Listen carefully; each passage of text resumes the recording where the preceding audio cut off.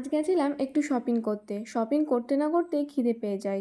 রেস্টুরেন্টে এসেই একটা কোল্ড ড্রিঙ্কস নিয়ে নিই, সাথে রেস্টুরেন্টটা ঘুরেও দেখি। এর মধ্যেই আমাদের অর্ডার চলে আসে ছোলা ভাটুরা। আগেও আমি রাজস্থানে আসার পর অনেকবার খেয়েছি, তবে এই দোকানের ছোলা ভাটুরার একটু টেস্টটাই অন্যরকম, মানে দারুণ খেতে ছিল। স্যালাড, একটা তরকারি আর ছিল চাটনি, 2 পিস ছোলা ভাটুরা।